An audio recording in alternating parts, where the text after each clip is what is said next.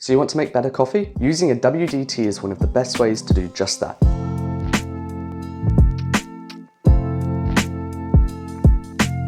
So in today's video, we're going to go over how you can use a WDT to improve overall shot quality.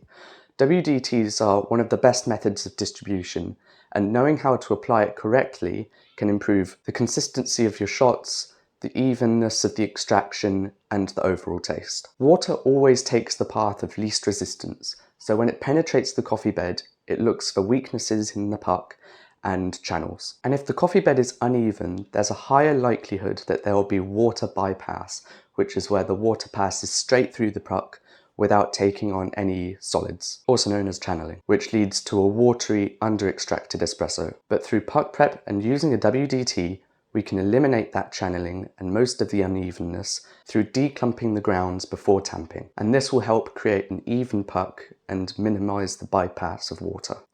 If you don't have a WDT and you're thinking about buying one, look for one with a needle thickness of around 0.3 millimeters. This needle thickness will allow you to cut through the grounds effortlessly and create an even bed. Also, look for one that has removable needles, as this will allow you to change the needles out and customize it to your liking. So let's look at the WDT method now. So WDTing is actually really simple. The aim is to get rid of all of the clumps and break them down into finer particles to make an even bed. I will just say one thing you might want to get is a dosing funnel. Because WDTing can get pretty messy if you don't have one. So you're going to take your WDT and you're going to start at the very bottom of the basket, and you're just going to start moving in small circular motions, going around the basket. And this will make sure that all of the sides are declumped. And then once you've gone around the outside of the basket a couple of times, you're going to slowly lift up the WDT and start going through all of the layers to make sure that it's completely declumped all the way through. And then once you reach the top, you're going to start raking. So raking is where you just distribute the grounds on the top. And once you've distributed the grounds and everything's even like that, all you're going to do is just give it a couple taps on the counter. And then you have a really even bed at the end.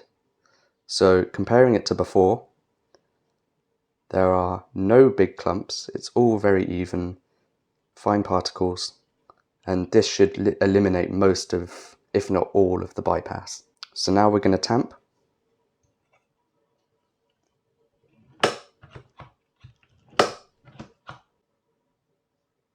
Perfect. Okay, so let's see how this shot pulls.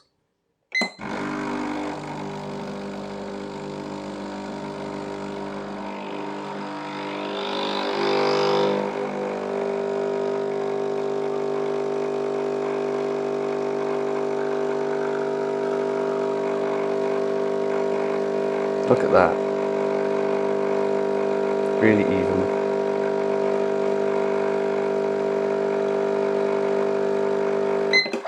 And the result?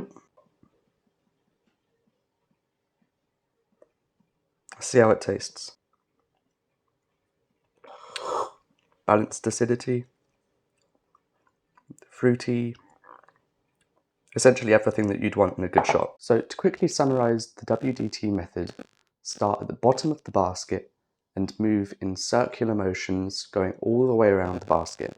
Slowly lift up the WDT to declump all levels of the bed. And then once you've reached the top, rake the top and distribute the grounds evenly. And that's how you WDT.